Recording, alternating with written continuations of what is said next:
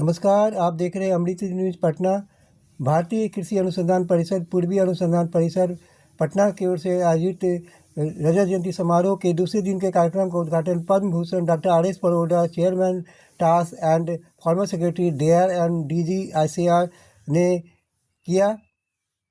इस अवसर पर अ, अनूप दास, निदेशक आईसीआर पटना एवं अन्य अधिकारी उपस्थित थे। देखना है research for research sake is one, but research for community sake is a challenge which has to be met with.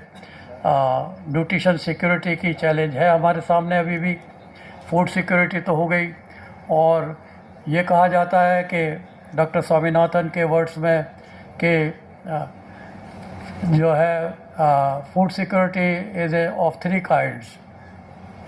One is जो the food security for which you have physiological or biological access, means that is the availability of food which you produce. Second is economic access to it, and third is ecological access.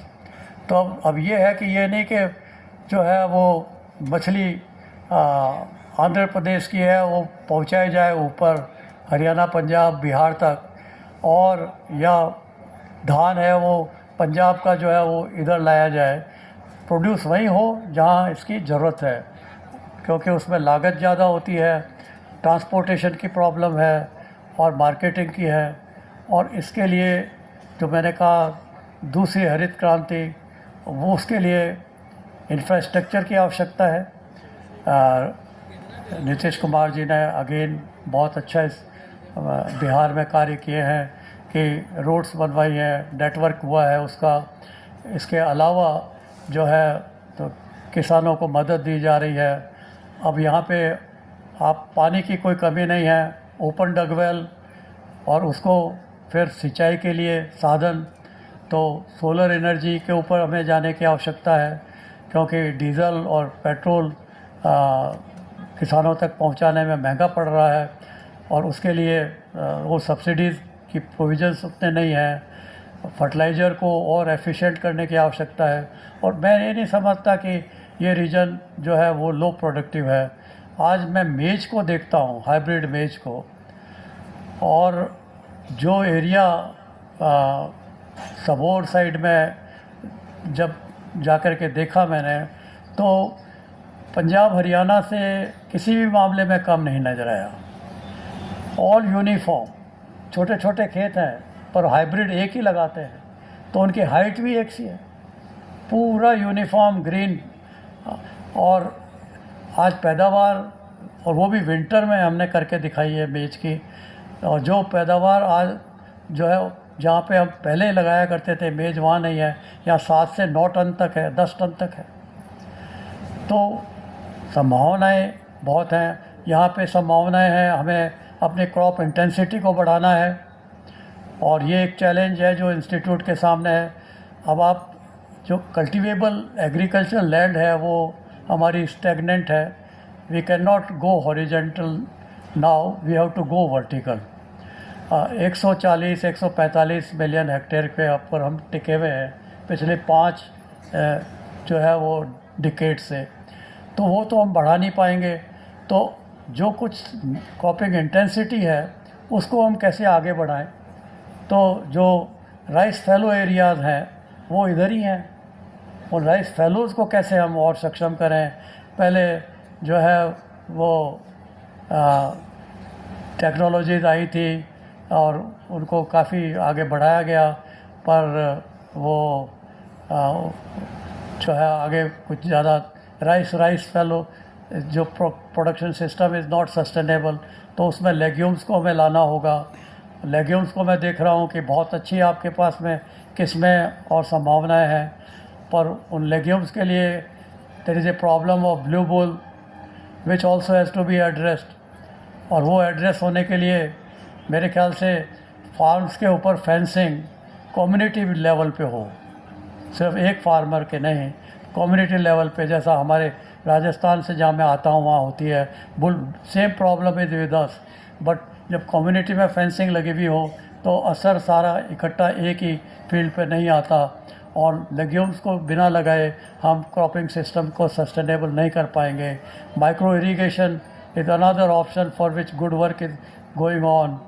और इधर तो भगवान ने इतना कुछ दे रखा है कि जो है मछली भी हो जाती है पैदा, धान भी हो जाता है पैदा, थोड़ा बहुत आप और कुछ नहीं तो जैसे यहाँ फेंस पे लगा रखी है अरहर, तो अरहर भी हो जाती है।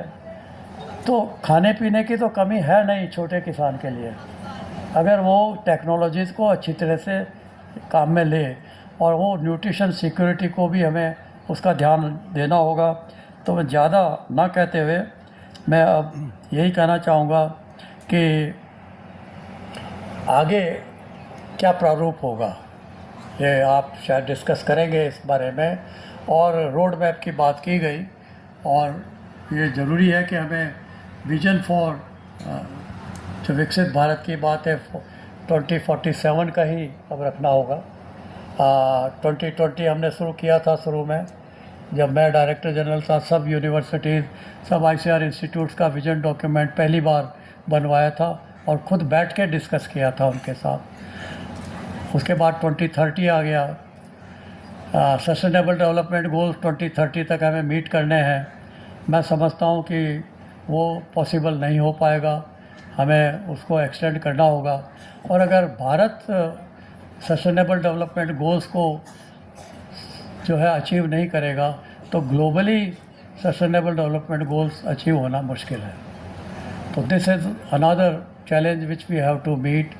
और उसके लिए ये देखा गया है कि GDP is not important, it is the social development index which has to be improved. और social development index of eastern region has to be now upgraded, and that will come through infrastructure development, roads, electricity, tube wells, and markets, and also technologies। तो ये जब इन सब का समावेश होगा तो मुझे कोई डाउट नहीं है कि हम भविष्य में जो है वो कृषि में भी बहुत आगे जाएंगे। कृषि में हमने बहुत तरक्की की है। लोग कई बार कहते हैं कि आपकी पैदावार में कम है, तो मैं तो इसको समझता हूँ एक अपॉर्चुनिटी है। अरे भाई कम है तो बढ़ा तो सकेंगे टेक्नोलॉजी से, मेहनत करके। जिनकी पहले बहुत बढ़ गई है, अब चाइना की है, अब हम तो 100 किलो 130 किलो का नाइट्रोजन NPK यूज़ करते हैं पर हेक्टेयर, तो चाइना 300 किलो करता है। और 300 किलो से अब कितना आगे करेगा और उसकी लागत कितनी होगी। तो उस हिसाब को देखते हुए हम बहुत लोग कहते हैं कि आपकी पेस्टिसाइड्स बहुत यूज़ हो रहे हैं। अरे भाई पेस्टिसाइड्स यूज़ कहाँ बहुत हो रहे हैं, 300 किलो ही तो प्रति हेक्टेयर की एवरेज है इंडिया की। जबकि जब आप देखो तो चाइना की है वो 13 kg की है, वो हमारी 300 ग्राम्स की है, 300 ग्राम्स पर हेक्टेयर, और उनकी 13 kg पर हेक्टेयर। और अमेरिका की है वो करीब करीब जो है वो 5 kg पर हेक्टेयर है। तो हमें ये कहना है तुम बहुत ज़्यादा यूज़ कर रहे हो, इसकी एफिशिएंसी जो है वो कम है, 30% नाइट्रोजन यूज़ की है, तो इसको बढ़ाना होगा। राइस के अंदर डीप प्लेसमेंट से आप इम्प्रूव कर सकते हो, पर उस टेक्नोलॉजी को और परफेक्ट करना होगा।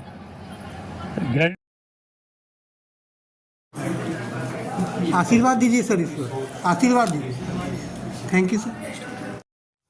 Thanks for watching. Ranjan Kumar Amrit news, Patna, Bihar. जय हिंद, जय भारत, वंदे मातरम।